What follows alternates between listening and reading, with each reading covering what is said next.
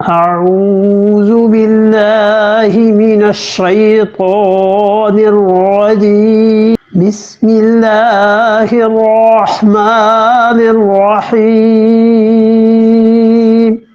والمحصنات من النساء إلا ما ملكت أيمانكم كتاب الله عليكم وأحل لكم ما وراء ذلكم أن تبتغوا بأموالكم محصنين غير مسافحين فما استمتعتم به منهن فآتوهن أجورهن فريضة ولا جناح عليكم فيما تراضيتم به من بعد الفريضة إن الله كان عليما حكيما. والمحسنات 15ویں وہ عورتیں حرام ہیں محسنات جو کیا ہیں؟ جو رک گئی ہیں، محسنہ ہیں. اس کا عطف کس پر جاتا ہے؟ یہ واو جو ہے نا 5ویں پارے کا یہ پہلا حرف جو ہے نا واو، اس کا مطلب یہ ہے کہ یہ 14 رشتے جو حرام ہوئے ہیں والمحسنات، اور 15واں رشتہ یہ بھی حرام ہے.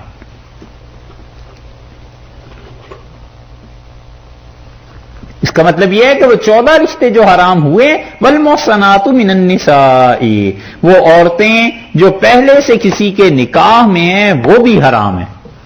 یعنی دوسرا نکاح نہیں ہو سکتا، نکاح پہ نکاح جو کر دیتے ہیں نا وہ اس وجہ سے حرام ہے. یہاں اللہ نے فرمایا والمحصنات من النساء. محسنہ دونوں معنی میں عربی میں استعمال ہوتا ہے، مطلقاً شریف خواتین ان کے لیے بھی اور ان خواتین کے لیے بھی جن کے شوہر موجود ہیں. تو فرمایا والمحصنات من النساء، اور وہ عورتیں جو پہلے سے نکاح کی قید میں ہیں. اس سے ایک چیز یہ بھی پتا چلی کہ خود قید عورتوں کی نکاح اس کو پاک رکھنے کے لیے کافی ہے، کیونکہ وہ قید میں ہے نا تو وہ پاک ہوئی. محسنات کا مطلب شریف خواتین، تو شرافت اس کی یہی ہے کہ وہ پاک رہے. اور وہ پاک کیوں ہے؟ اس لیے کہ کسی کے نکاح میں ہے، وہ بڑی معزز خاتون ہے، کیونکہ جھک تھوڑے ہی مارتی پھرتی ہیں علیہ باللہ، ان کا شوہر ہے. والمحصنات من النساء، اور وہ عورتیں جو پہلے سے نکاح میں ہیں کسی کے، یہ 15واں رشتہ حرام ہے، اس سے نکاح نہیں کر سکتے. ہاں اس میں سے ایکسیپشن کیا ہے؟ الا ما ملکت ایمانکم، بس ایکسیپشن یہ ہے کہ وہ خواتین جو تمہاری شرعی باندیاں ہیں، یعنی شرعی کنیزیں، جو کہ کافر شوہروں سے ادھر آ گئی. شوہر کافر تھا، ادھر آ گئی، کم سے کم ایک مرتبہ ایام آ جائیں، یہ تمہارے لیے جائز ہو گئی. یہیں دارالاسلام میں ہی شوہر کافر تھا اور عورت نے اسلام قبول کر لیا، اس سے تم نکاح کرنا چاہتے ہو تو 3 مرتبہ اسے ایام آ جائیں. یہی بات ابھی ہوئی تھی نا، یہ چیزیں. لیکن یہاں پر اس کو کہا ہے جو شرن باندی بن کے آ رہی ہے کہ شادی شدہ خواتین اگرچہ ہوں، ان کے شوہر دارالحرب میں زندہ ہیں، کافر ہیں، کچھ ہے، تمہارے پاس آ گئی ہیں تو تمہاری باندی ہو گئی. جب باندی ہو گئی تو پھر اتنا انتظار کرو گے، اس کے بعد تمہارا اس سے تعلق ہو سکتا ہے. کتاب اللہ علیکم، اور یہ وہ چیزیں ہیں جو اللہ نے ان احکامات کو ضروری قرار دیا ہے. یعنی نکاح کرنا ہے تو یہ 15 رشتے سوچ لینا، یہ سب حرام ہیں. اور اس کے علاوہ وَأُحِلَّ لَكُمْ، اللہ نے تمہارے لیے جائز قرار دی ہیں تمام عورتیں مَا وَرَاءَ ذَلِكُمْ، ان 15 رشتوں کے علاوہ جتنی ہے نا سب جائز. لو کتنی بڑی چھوٹ مل گئی ہے نا، دیکھا ہے وَأُحِلَّ لَكُمْ مَا وَرَاءَ ذَلِكُمْ، اس کے علاوہ سب عورتوں سے تمہارا نکاح جائز ہو گیا. اس لیے جب تک نہ ہوا ہو نا، شہر کی ہر خوبصورت خاتون کے متعلق یہی خیال آتا ہے کہ وہ أُحِلَّ لَكُمْ مَا وَرَاءَ ذَلِكُمْ، کہ وہ اس میں شامل ہیں کہ اس کے علاوہ جتنی خواتین ہیں ان سب سے نکاح کی اجازت، کن شرائط کے ساتھ؟ أَن تَبْتَغُوا بِأَمْوَالِكُمْ، کہ تم چاہو. دیکھو یہ سورہ نساء اتنی مشکل ہے، ایک ایک لفظ آدمی کیسے حل کرے. یہ تو وقت نہیں ہے، نہیں تو کیا کرے. ان تبتغوا، تم چاہو. تم چاہو کا مطلب یہ ہے کہ لڑکا پروپوز کرے. یہ قرآن نے تعلیم دی ہے کہ رشتہ لڑکے والے بھیجیں. ان تبتغوا، تم چاہو، تو مرد کا کام ہوا نا. یہ اصولاً یہی ہے، شرفاء کے یہاں یہی ہوتا ہے.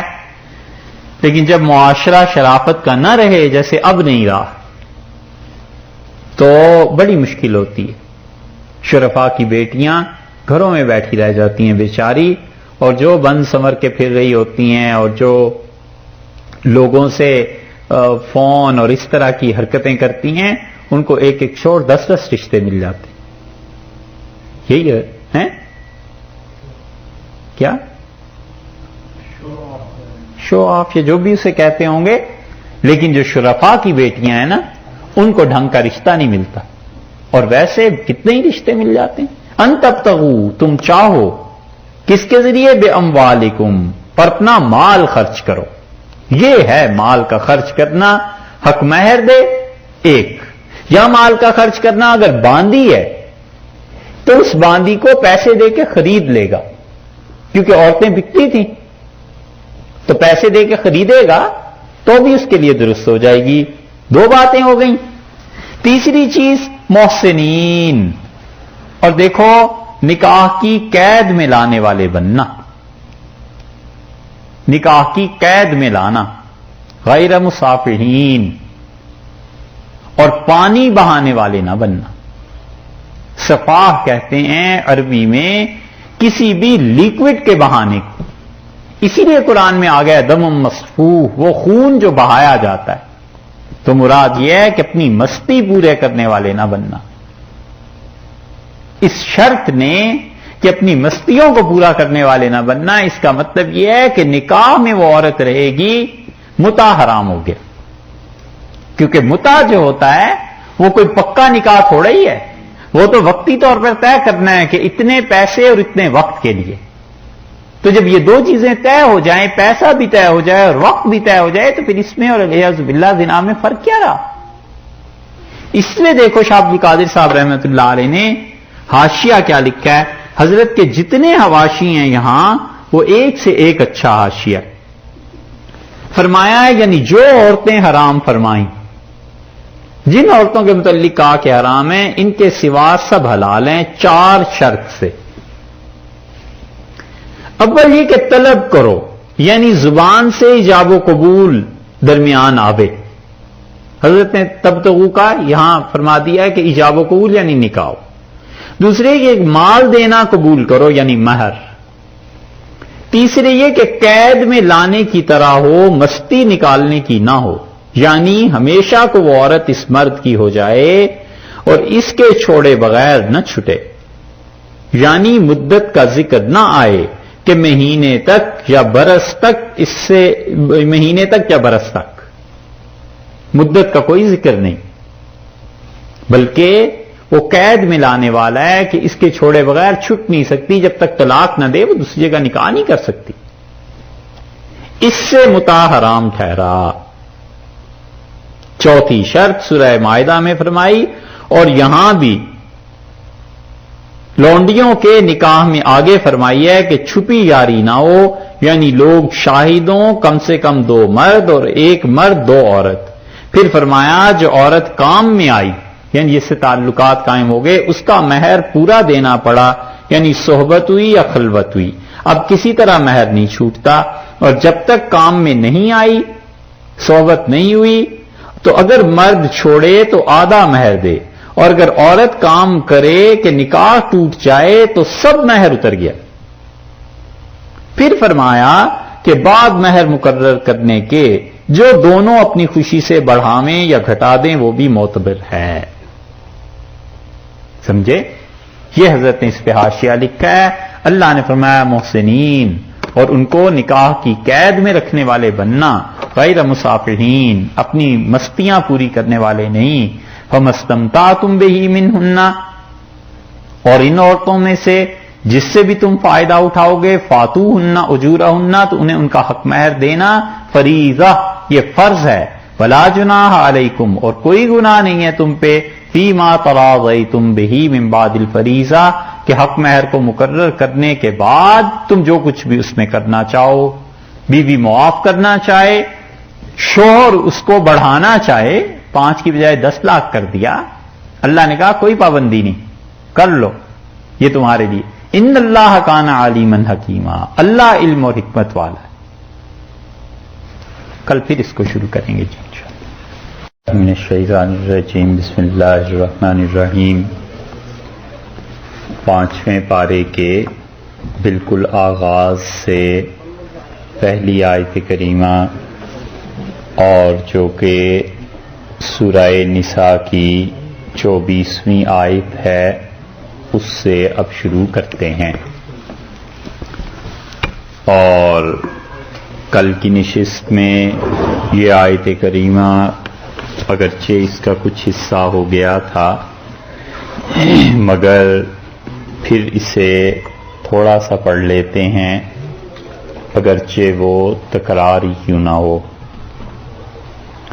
اللہ تعالیٰ نے ارشاد فرمایا والمحصنات، یہ جو واو ہے اس کا عطف وہاں جا کر پڑتا ہے اس سے پچھلی آیت میں جہاں پر شروع ہوئی تھی بات کہ حرمت علیکم امہاتکم و بناتکم۔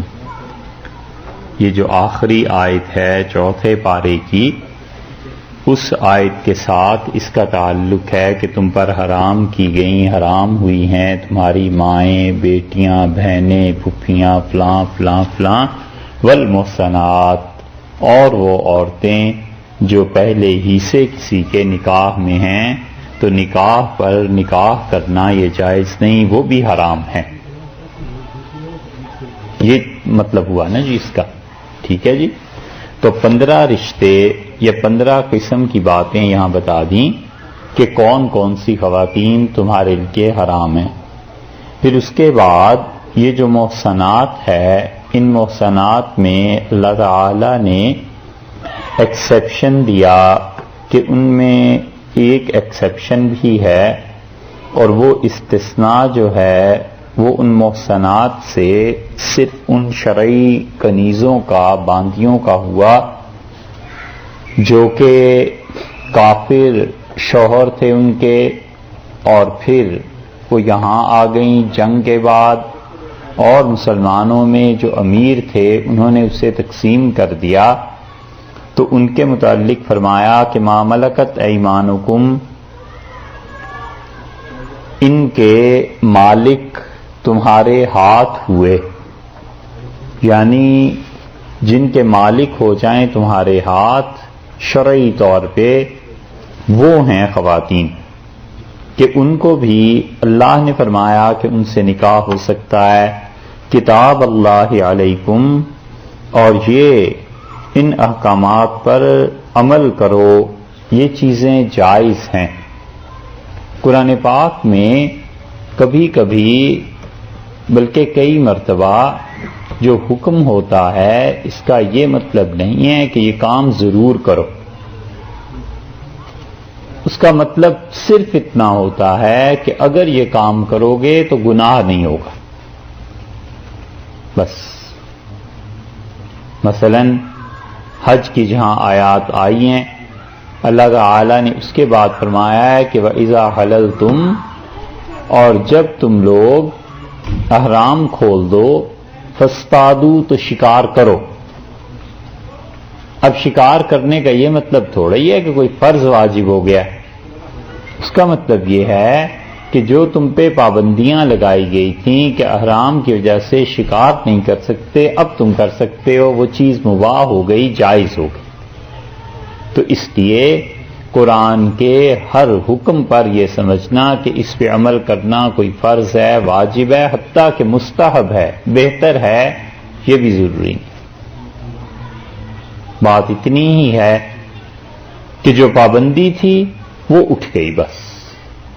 یہ کہ تم جسے گناہ سمجھ سکتے ہو اس کو اللہ نے مباح کر دیا، جائز ہے، گناہ کی بات نہیں۔ یہاں پر ارشاد فرمایا کہ کتاب اللہ علیکم، یہ جو خدا کے احکامات ہیں نکاح کے باب میں کہ کس کے ساتھ نکاح جائز ہے اور کس کے ساتھ جائز نہیں ہے، اس پہ سختی سے عمل کرنا، یعنی نفس نکاح کے بارے میں نہیں، نکاح کرو یا نہ کرو وہ تمہارا اپنا مسئلہ، لیکن یہ جتنے رشتے حرام قرار دیے ہیں خبردار ان میں سے کسی سے نکاح نہیں کرنا، اور اس کے علاوہ جو کرنا چاہتے ہو وَأُحِلَّ لَكُمْ مَا وَرَاءَ ذَلِكُمْ، اور اس کے علاوہ اللہ تعالیٰ نے حلال اور جائز قرار دی ہیں تمام وہ عورتیں جو اس کے علاوہ ہیں۔ یہ جو ما وراء فرمایا ہے نا کہ اس کے علاوہ باقی عورتیں جائز ہیں، اس کو امام ابو حنیفہ رحمۃ اللہ علیہ نے بعض مقامات پر اس آیت کریمہ کو اتنا مباح ارشاد فرمایا ہے کہ وہ باقی آیات کے لیے ناسخ بن جاتی ہیں کہ یہ حکم باقی حکموں کو منسوخ بھی کر دے گا۔ جب اصل جگہ آئے گی تو وہاں آپ سے عرض کریں گے تو احل لکم ما وراء ذالکم، اس کے علاوہ تمہارے لیے باقی عورتوں سے نکاح جائز ہے۔ خود نفس نکاح کیا چیز، ضروری ہے، سنت ہے، فرض ہے، اس کا درجہ کیا ہے؟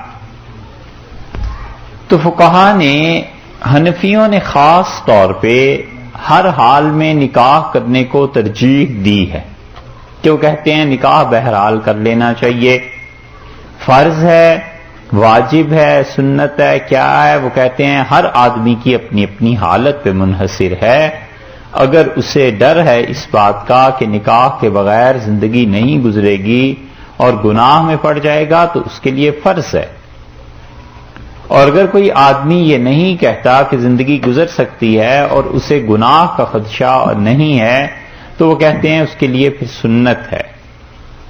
اور اگر وہ دین کے، مسلمانوں کے کسی ایسے اہم کام میں لگا ہوا ہے کہ نکاح اس انسان کو اس کام میں معاون ثابت نہیں ہوتا بلکہ اس کام کا غلبہ ہے اس پہ، تو اس کے لیے نکاح مباح ہے، جائز ہے۔ حنفیہ اگرچہ پھر بھی کہتے ہیں کہ نکاح کر لے، اپنے آپ کو خطرے میں، آزمائش میں، امتحان میں نہیں ڈالنا چاہیے، وہ پھر بھی نکاح کو ترجیح دیتے ہیں۔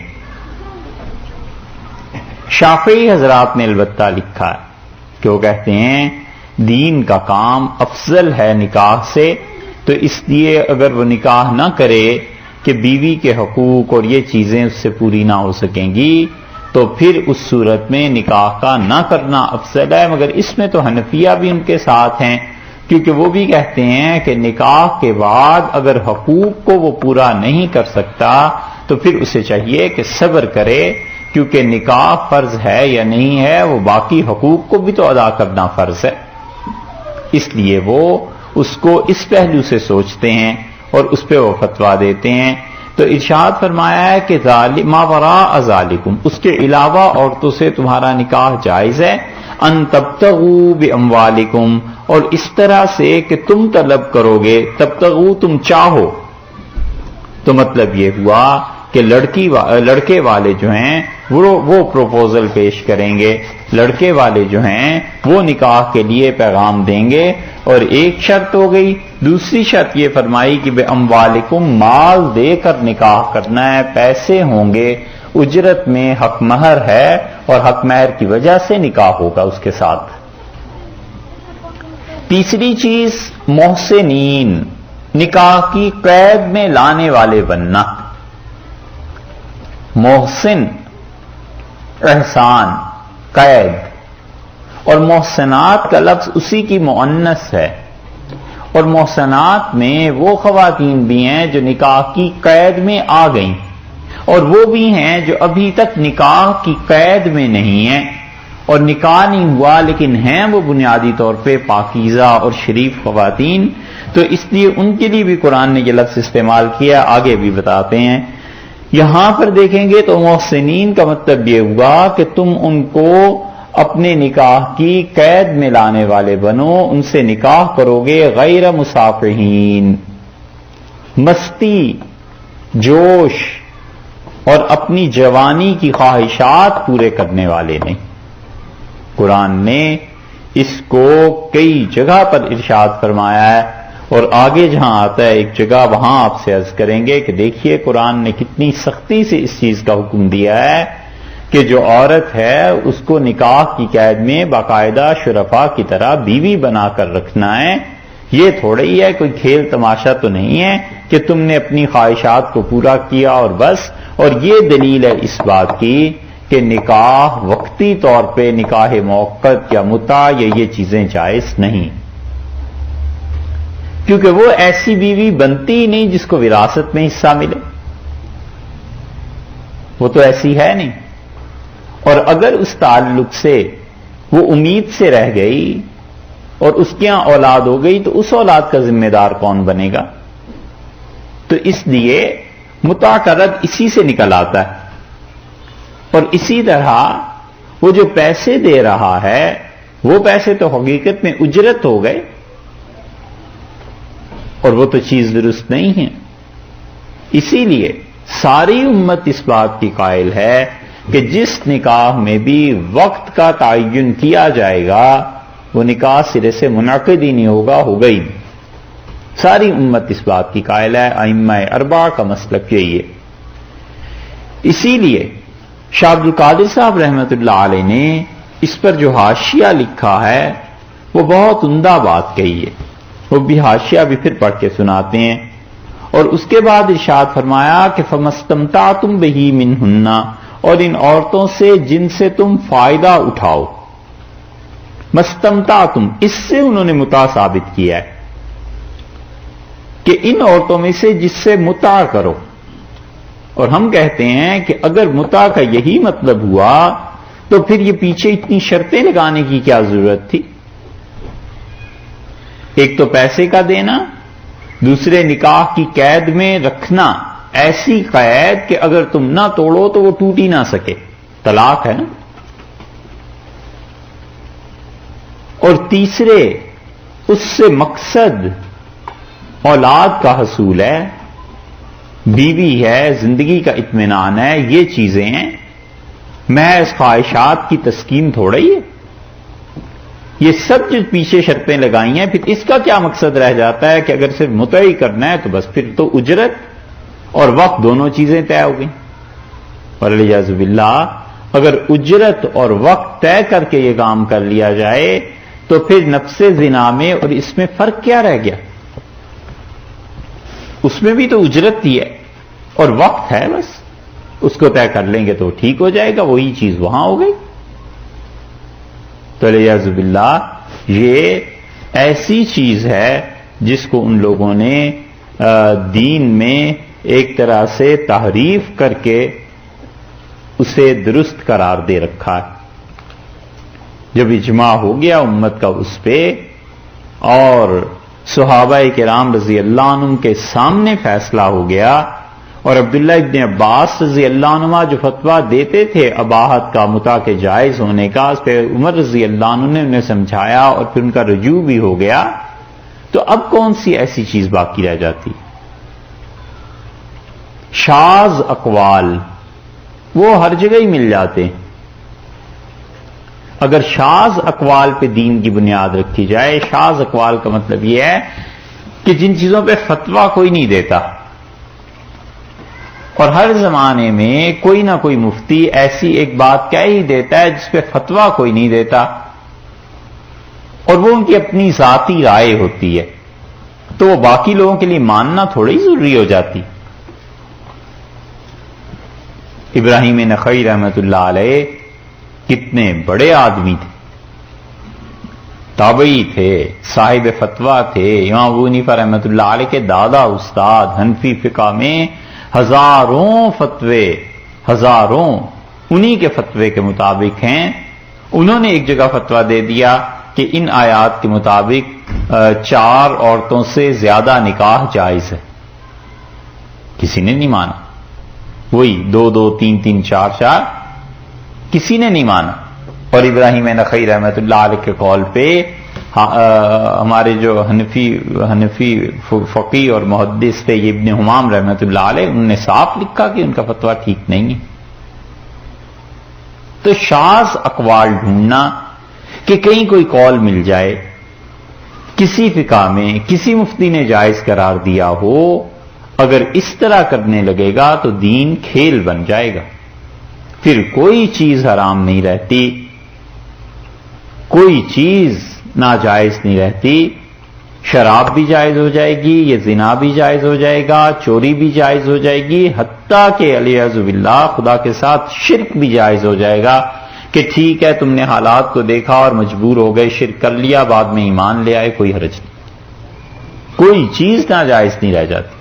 تو اس لیے اس راہ کو اختیار کرنا اور چلنا چاہیے جو امت میں مجتہدین نے اختیار کیا ہے۔ شاذ اقوال کا کوئی بھروسہ نہیں، شاذ اقوال جن پہ فتویٰ نہیں دیا جاتا وہ تو حضرت عمر رضی اللہ عنہ کو بھی مل جائیں گے، حتیٰ کہ حضور اقدس صلی اللہ علیہ وسلم کی بعض روایات احادیث ایسی مل جائیں گی، پھر کیا کرنا ہے؟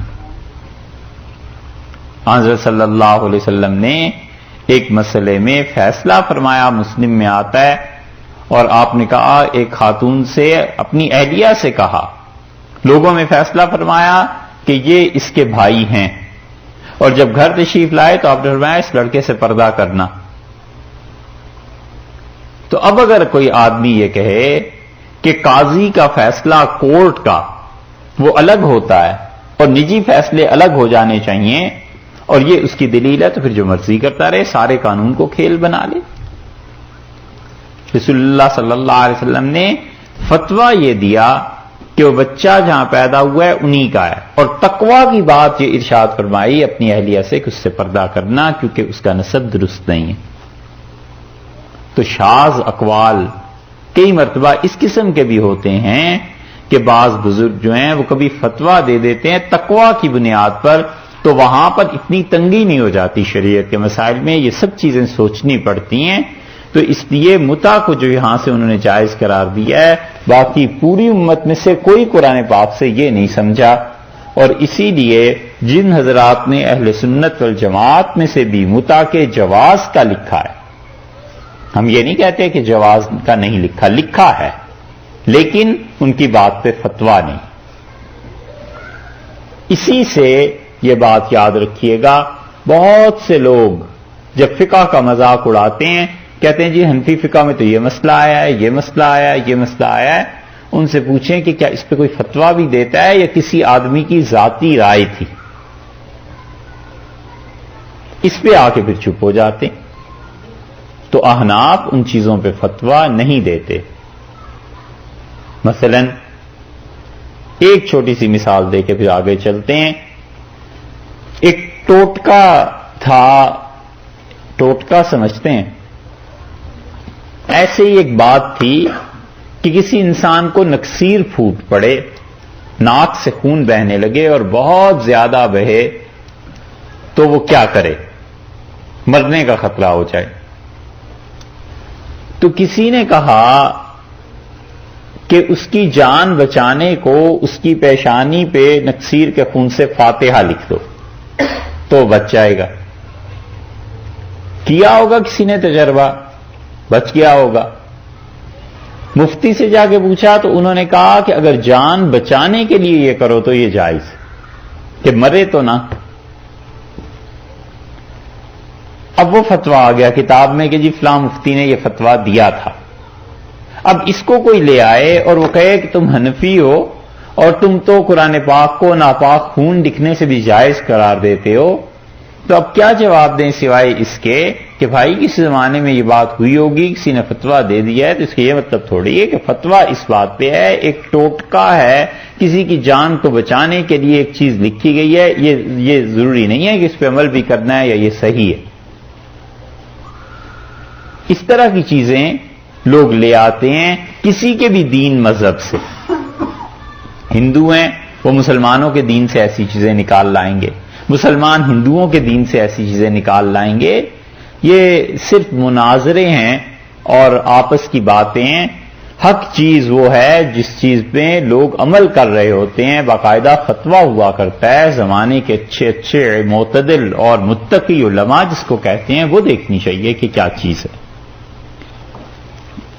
تو اللہ تعالی نے فرمایا کہ ان میں سے جن سے بھی تم نے فائدہ اٹھایا ہے، فاتوہن اجورہن، ان کو دو ان کے حق مہر، فریضتاً جو مقرر ہوئے ہیں وہ تمہیں دینے ہیں، ولا جناح علیکم، اور گناہ نہیں ہے تم پر، فیما اس چیز میں، تراضیتم جو تم دونوں شوہر اور بیوی آپس میں ٹھہرا لو، مقرر کر لو، راضی ہو جاؤ، بہی جس کے ساتھ، من بعد الفریضہ مقرر کرنے کے بعد پھر جس رقم پر تم دوبارہ راضی ہو جاؤ اس کی ادائیگی میں کوئی گناہ نہیں ہے، اس فعل میں، عمل میں کوئی گناہ نہیں۔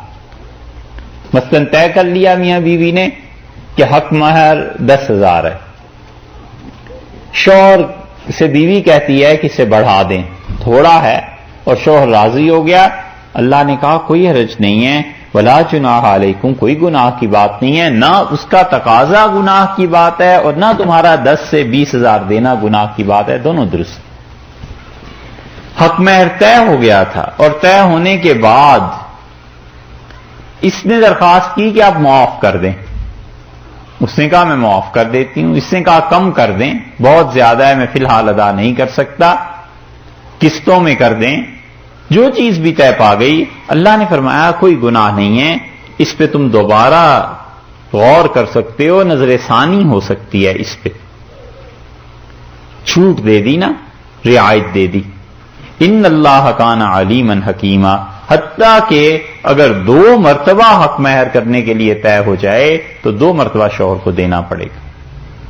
اللہ نے فرمایا ہے کہ اللہ تعالی علم والا ہے، حکمت والا ہے، اس کا علم، اس کی حکمتیں ایسی ہیں کہ وہ ایک ایک چیز سے باخبر ہے، وہ سب جانتا ہے کہ انسان کے اندر کیا ہے اور باہر کیا ہے، اور حکمت ہے اس کی کہ پیسے کے معاملے میں، عورتوں کے حقوق کے معاملے میں بڑی حکمت کے ساتھ اس نے تمہیں احکامات دیے ہیں، تو ان کو سوچو، پڑھو، غور کرو اور ان پہ عمل کرو۔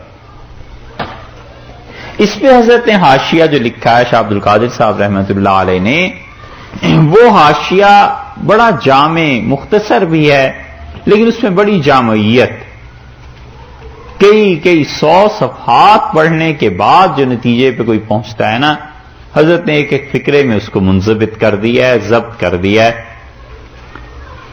فرماتے ہیں یعنی جو عورتیں حرام فرمائیں وہ 15 قسمیں، ان کے سوا سب حلال ہیں، 4 شرط سے، اور چاروں شرطیں حضرت نے قرآن پاک سے ہی ثابت کی ہیں کہ 4 شرائطیں اس کے بعد اس کے ساتھ۔ اول یہ کہ طلب کرو، یعنی زبان سے ایجاب و قبول درمیان آوے۔ پہلی شرط تو یہ ہوئی کہ نکاح باقاعدہ ایجاب و قبول ہونا چاہیے زبان سے، تبتغوا سے یہ حضرت نے ثابت کیا ہے، تبتغوا کا لفظ آیا ہے نا کہ کتاب اللہ علیکم واحل لکم ما وراء ذالکم ان تبتغوا باموالکم، یہ تبتغوا تم چاہو، تو حضرت فرماتے ہیں چاہنے کا مطلب یہ ہے طلب کرنے کا کہ زبان سے ایجاب و قبول ہو، درمیان میں آئے بات، گواہوں کی موجودگی میں جب ایجاب و قبول ہوگا تو یہ نکاح ہوگا۔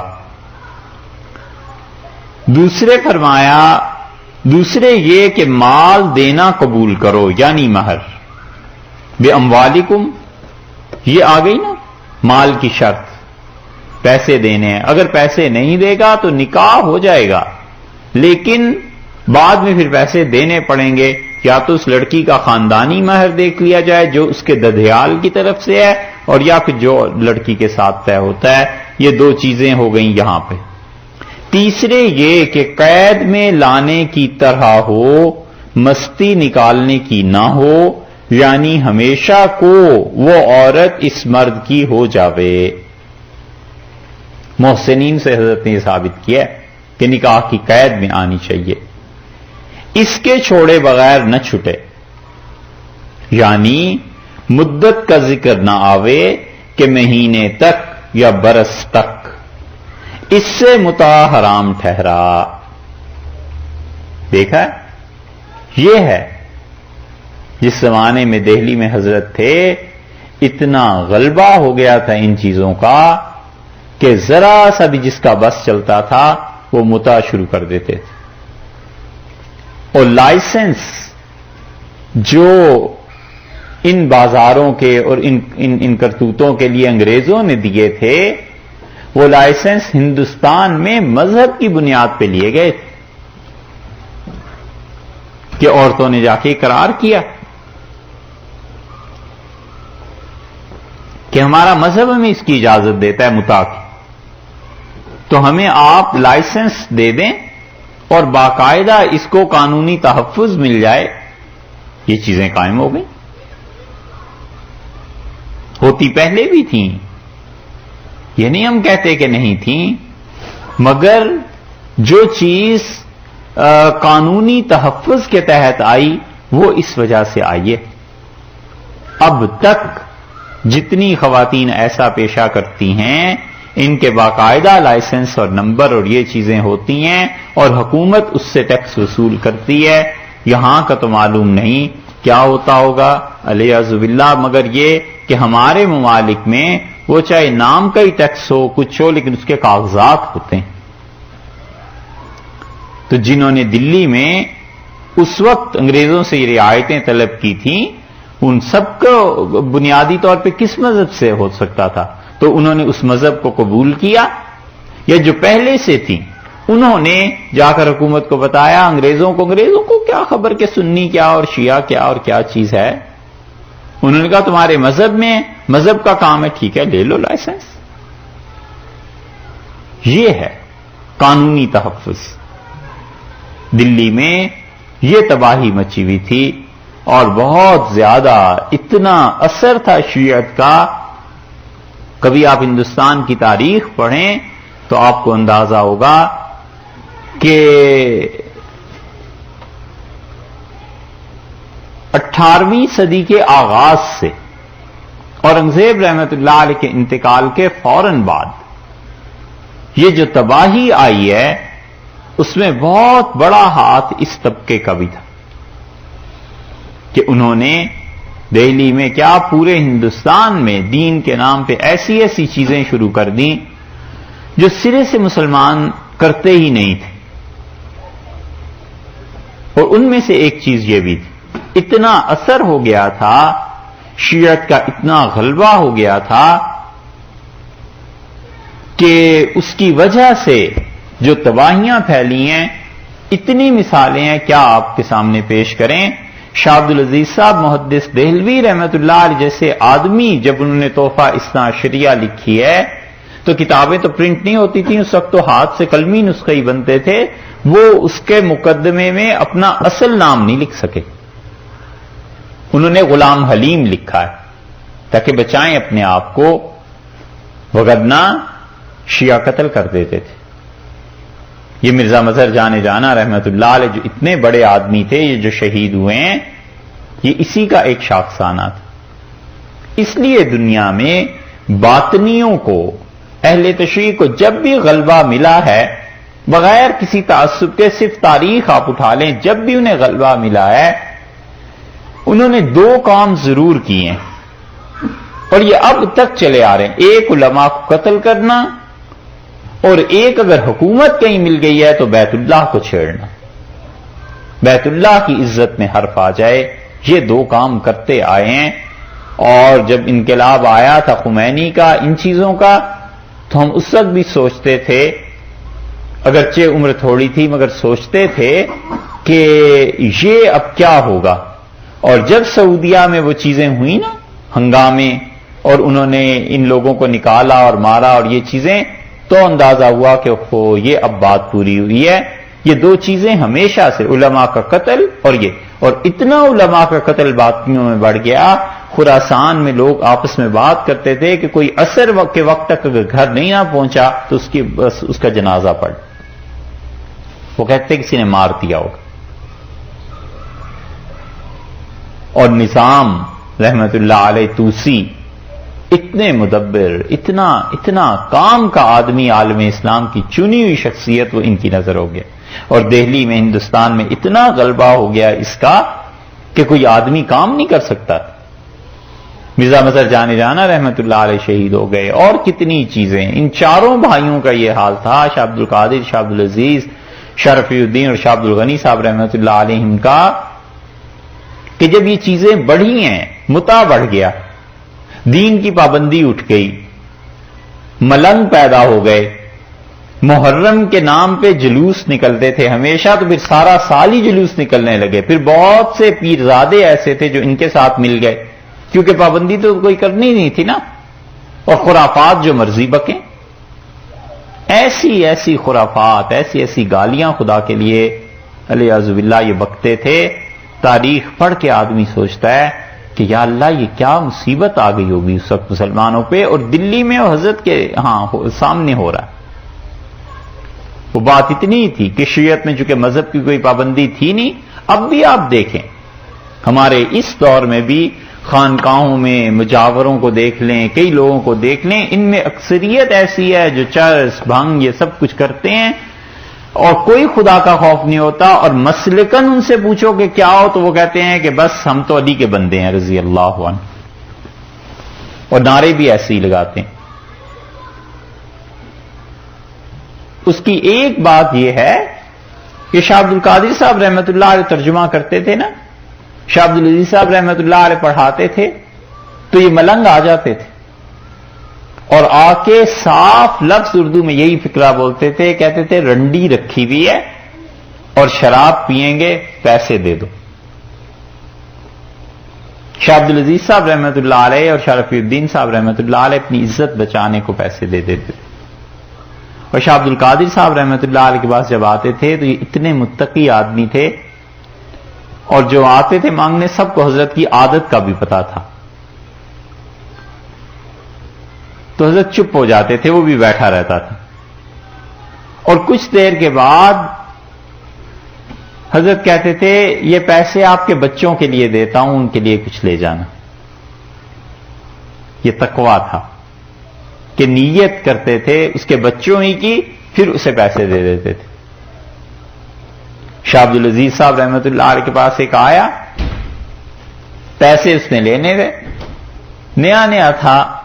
شاہ عبد العزیز صاحب رحمت اللہ علیہ کہنے لگا حضرت کا اتوار کو درس ہوتا تھا، تفسیر بیان کرتے تھے، تفسیر کے بعد بیٹھ گیا، اور لوگ بھی بیٹھ گئے. تو اس نے کہا حضرت میں نے آج رات حضرت شیخ معین الدین چشتی رحمت اللہ علیہ کو خواب میں دیکھا. حضرت نے مجھ سے فرمایا کہ عبدالعزیز کے سر پہ پگڑی باندھو، وہ ہمارے خلیفہ ہو گئے.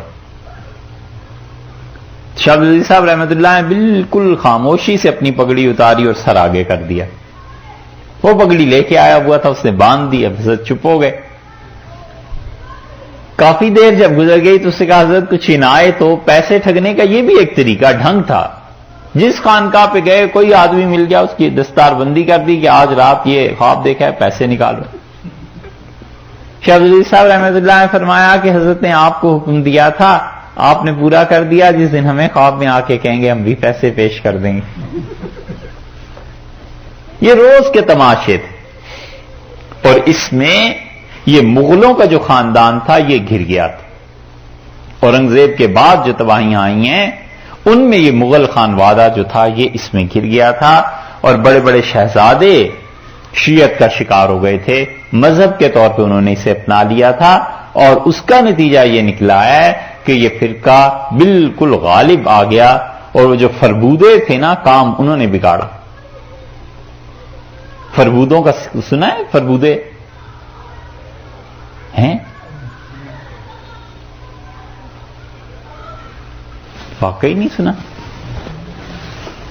ارے چھوڑو یار، یہ تو ایسے ہی ہے جیسے کوئی مغلوں کا انکار کر دے. یہ تو اتنا بڑا فرقہ مسلمانوں کی حکومت پہ انہوں نے قبضے کر لیے. دلی میں حکمرانی گویا کہ یہ کرتے تھے. یہ فربودے کوئی چھوٹا سا طبقہ تھا، ایک کہیں اور نکل جائیں گے. اس کو پڑھیے گا آپ. یہ فربودوں نے جو تباہی مچائی تھی نا، اور جس نے نبوت کا دعویٰ کیا تھا، اور بادشاہ وقت جا کے بیعت ہو گیا. تو دلی کی حکومت تو فربودوں کے پاس چلی گئی. یہ بھائی کیا کرتے؟ اتنی ان لوگوں نے پھر بھی محنت کی کہ دین کو اصل میں بچا کر رکھا جو آگے چل کر پہنچا ہے. ان فربودوں پہ وہی بھی آتی تھی. اور ایک وہ وحدت الوجود کے مسلک کے داعی جو پیدا ہو گئے تھے، اصل وحدت الوجود والے نہیں، وہ الگ لوگ تھے. بڑا کمال تھا ان میں. اور حیدرآباد میں باقاعدہ سبق پڑھاتے تھے وحدت الوجود کا اور چیزیں، بڑا علم اللہ نے انہیں دیا تھا، وہ نہیں کہتے. لیکن دہلی میں یہ جو وحدت الوجود کا مسلک اور یہ چیزیں لوگوں نے کرنی شروع کی تھی، اس سے کفر پھیلا. اور اتنا کفر پھیلا کہ لوگوں نے تصوف کی بنیاد پر دین کو ہی گویا ہٹا دیا تھا. اسی لیے پھر اس کی ریٹیلیشن میں جب آئے ہیں نا لوگ، انہوں نے تصوف کو ہی ہٹا دیا. انہوں نے کہا یہ سب بکواس ہے، گمراہی ہے، چھوڑو ان چیزوں. یہ ہوا. فربودوں کی کتابیں تھیں اپنی، وہ جو نبوت کا دعویٰ تھا وہ بغیر کتاب کے تھوڑا ہی چل گیا تھا. یہ تو ہندوستان کی ساری تاریخ بھری پڑی ہے. فَمَسْتَمْتَعْتُمْ بِهِ مِنْهُنَّ، ان میں سے جن سے تم متع کرو. اس آیت سے وہ فائدہ اٹھا کے لائسنس لے لیتی تھی. اب بھی ہوتا ہے ایسے ہی، علیہ باللہ. فَاتُوهُنَّ أُجُورَهُنَّ، حالانکہ اللہ نے حکم یہ دیا ہے کہ ان میں سے تم جن خواتین سے فائدہ اٹھاتے ہو، تعلق قائم کرتے ہو، تو دیکھو انہیں ان کی اجرت دو. یہ حضرت نے لکھی ہے تیسری بات، کہ ہمیشہ کو وہ عورت اس مرد کی ہو جائے، اس کے چھوڑے بغیر نہ چھوٹے. یعنی مدت کا ذکر نہ آئے کہ مہینے تک یا برس تک، اس سے متع حرام ٹھہرا. 3 شرطیں ہو گئیں. چوتھی شرط سورہ مائدہ میں فرمائی، اور یہاں بھی لونڈیوں کے نکاح میں آگے فرمائی ہے کہ چھپی یاری نہ ہو. یہ ابھی گزرا ہے نا، غیر مصافحین، اسی کی تشریح آگے آ رہی ہے، پھر وہاں بات کرتے ہیں. یعنی لوگ شاہد ہوں، کم سے کم 2 مرد یا 1 مرد 2 عورت، گواہیاں ہوں گی نکاح پہ. 2 مرد اور 1 مرد یا 2 عورتیں، پھر وہ جا کر نکاح منعقد ہوگا، نکاح بندھے گا. پھر فرمایا جو عورت کام میں آئی اس کا مہر پورا دینا پڑا. یعنی جس عورت سے ازدواجی تعلقات قائم ہو گئے یا کم سے کم خلوت ہو گئی، تنہائی ہو گئی اور کوئی رکاوٹ نہیں رہی، تو یہی امام ابو حنیفہ رحمۃ اللہ علیہ کا مسلک ہے نا. وہ کہتے ہیں نہیں تعلقات ہوئے تو نہ صحیح، لیکن اتنا موقع ہو گیا تھا، بس وہ مہر واجب ہو گیا. حضرت نے اسی کو لکھا ہے کہ اس کا مہر پورا دینا پڑا. اور آگے دیکھو فرمایا یعنی صحبت ہوئی یا خلوت ہوئی. اب اگر حنفی مسلک کا نہ پتا ہو تو آدمی اس 4-5 لفظوں کو نہیں سمجھ سکتا. اور پتا ہو کہ حنفی فقہا کا مسلک یہ ہے رحمہم اللہ، کہ وہ کہتے ہیں چاہے صحبت نہ ہوئی ہو لیکن محض تنہائی اور موقع ہو گیا تھا، کوئی رکاوٹ نہیں رہی تھی، اور پھر جان بوجھ کے انہوں نے تعلقات نہیں قائم کیے، تو یہ خلوت تو ہو گئی تھی نا. حضرت نے اس کی طرف اشارہ کیا ہے. اس لیے ہم کہتے ہیں کہ سینکڑوں صفحات کا نچوڑ ان مباحث کا بس ایک چھوٹا سا جملہ. کسی طرح مہر نہیں چھوٹتا، یعنی صحبت ہوئی یا خلوت ہوئی، اب کسی طرح مہر نہیں چھوٹتا، دینا پڑے گا. اور جب تک کام میں نہیں آئی تو اگر مرد چھوڑے تو آدھا مہر دے، اور اگر عورت ایسا کام کرے کہ نکاح ٹوٹ جائے تو سب مہر اتر گیا. پھر فرمایا کہ بعد مہر مقرر کرنے کے جو دونوں اپنی خوشی سے بڑھاویں یا گھٹا دیں وہ بھی معتبر ہے. یہ ہے جہاں پہ ہم آئے ہیں بات کر رہے ہیں نا ابھی، کہ ولا جناح علیکم فیما تراضیتم بہ من بعد الفریضہ ان اللہ کان علیما حکیما. اور جو مقرر ہو گیا ہے اس کے بعد تم اس میں کچھ تبدیلی کرنا چاہتے ہو، دونوں کی خوشی سے، شوہر بھی بیوی بھی. شادی کے بعد اللہ نے دیکھیے بیوی کی رضامندی، بیوی کے مشورے کو ہر جگہ کہا ہے کہ کیا ہے. پیچھے سورہ بقرہ میں آیا تھا کہ تم اولاد کا دودھ چھڑانا چاہتے ہو، اللہ نے وہاں بھی فرمایا کہ میاں بیوی دونوں مشورے سے چھڑانا اگر تم سمجھتے ہو بچے کی مصلحت ہے. یہاں بھی حق مہر کا فرمایا دونوں، میاں بھی بیوی بھی، دونوں کی خوشی ہے، دونوں راضی ہو سکتا ہے. کئی جگہ آگے بھی دیکھیں گے آپ کہ بیوی جو ہے اس کی رضامندی کو، اس کی اوپینین، اس کی رائے کو شریعت نے ویٹیج دی، وزن مقرر کیا ہے اس کا، اور بتایا ہے کہ وہ ایک مستقل ذات ہے، ہستی ہے، اس کے بھی خواہشات ہیں، جذبات ہیں، اس کو بھی سننا ہے اور اس کے مطابق بھی بات ہونی چاہیے۔ ہمارے ہاں یہ جو آیا ہوا ہے نا کہ عورتیں ہمیشہ کم عقل ہی ہوتی ہیں، اور علیاذ باللہ اس کے تو محاورے لوگوں نے بنائے ہوئے ہیں کہ عورت کی جو عقل ہوتی ہے وہ پاؤں میں ایڑی میں ہوتی ہے، ایسے بولتے ہیں نا لوگ، نہیں سنا ہے؟ یہ نہیں سنا؟ اچھا چلو، پیرس سے آئے ہو آج ہی؟ یہ سب لوگ بولتے ہیں، جا کے ذرا تہذیب میں نچلے درجے میں رہیے نا، لوگوں میں، عام محلوں میں سب لوگ کہتے ہیں عورت کی کیا بات ہے، اس کی کون سی عقل ہے؟ یہ غلط باتیں۔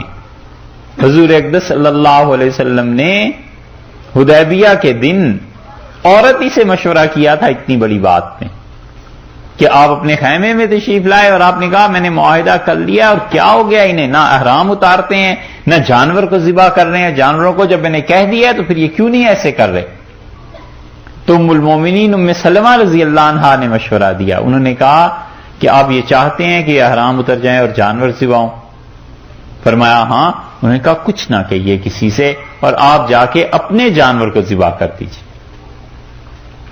اور رسول اللہ صلی اللہ علیہ وسلم اٹھے اور جب اپنے جانور کو ذبح کرنے کے لیے آگے بڑھے تو صحابہ رضی اللہ عنہ اس طرح بھاگے ہیں جانوروں کی طرف کہ وہ راوی کہتا ہے لگتا تھا ایک دوسرے کو مار ڈالیں گے۔